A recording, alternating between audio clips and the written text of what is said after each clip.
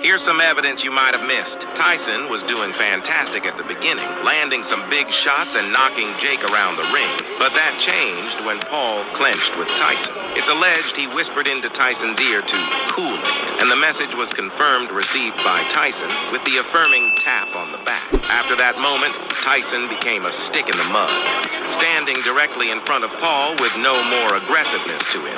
Like here, for instance, Tyson can see the right hand plain as day and makes no attempt to slip it. My next reason is Tyson was definitely pulling his punches. Tyson looked as if he was struggling to hold back and not throw punches at Paul. Here's a perfect example. Tyson deflects the shot off his shoulder, comes up in perfect position to land a counter right hand, but does nothing. Very uncharacteristic. And there is another theory that Mike Tyson threw the fight to allow Jake Paul to win this decision in their clash last Friday night. And let me counterpunch. Well, I did see a surge of success with Tyson early in the fight. I really did. I think that, the counters were there, and it did make me wonder, though, worth the argument of entertaining the whole scripted idea. A lot of us blamed it on the leg and he couldn't move. But see, here's the thing about movement.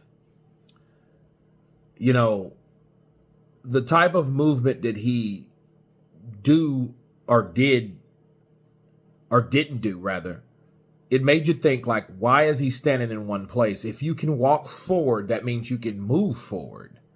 Even if he struggled to keep balance, as long as you throw punches, as long as it lands somewhere, you're able to move forward.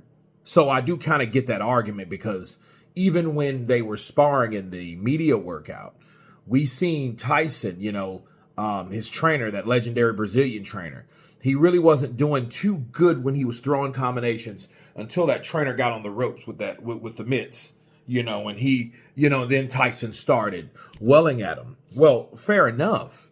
If the pad man was on the ropes and Jake Paul was on the ropes quite a few times in that fight, he could have teed off at least, because that was his opportunity to keep his balance. That was his opportunity to let go of shots that he had built within, the desire, the fire, the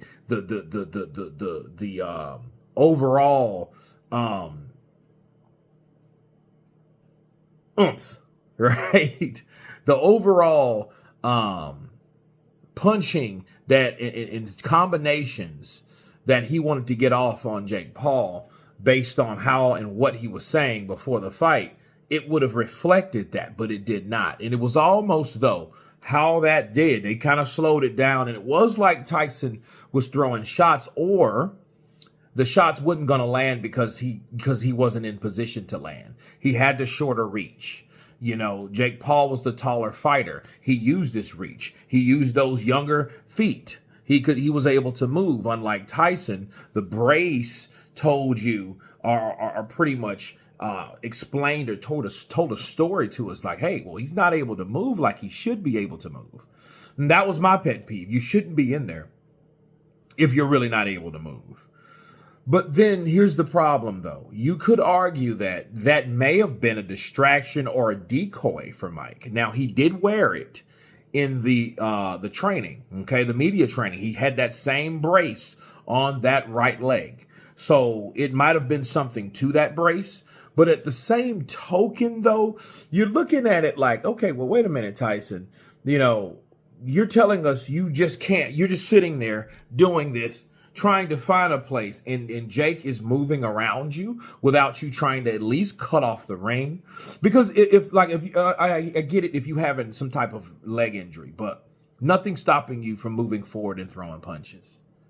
You know what I mean? So it could be something to that overall theory, that maybe he did just throw the fight maybe there was like that tap was actually kind of damn suspect. Like, wait a minute.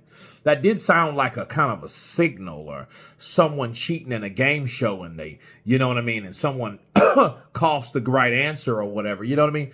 It kind of seems like that was a signal for something. But then you did notice he didn't really do good after that. He kind of went from no se dive. Shout out to Virgin. He did like a no se dive. He did a nosedive, okay, after that. I mean, he probably almost landed a left hook and it wasn't even flush. So, you know what I mean? And Jake Paul still stayed away from Mike Tyson to avoid getting hit, you know, because I think if it was scripted, think about it, it would be better safe than sorry because you don't want to get hit with one of those shots because it's not like Mike Tyson couldn't land or couldn't punch you. I still think he has power. He doesn't have the power of that he once had. He's a shadow of the power that he once had. However, he still has power.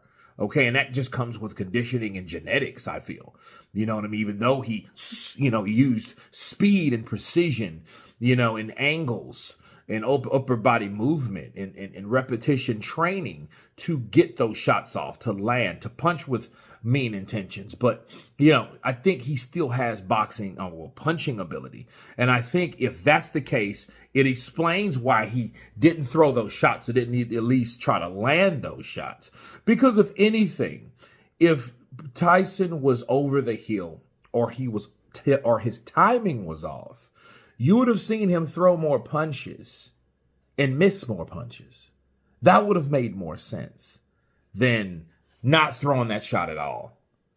So overall, this video does kind of explain its theory of how the fight could be rigged. But you guys tell me what you think of this particular video. Do you think the fight was scripted or rigged? Tell me what you think below in the description box. Of course, please subscribe. And you guys been Counterpunch. Peace.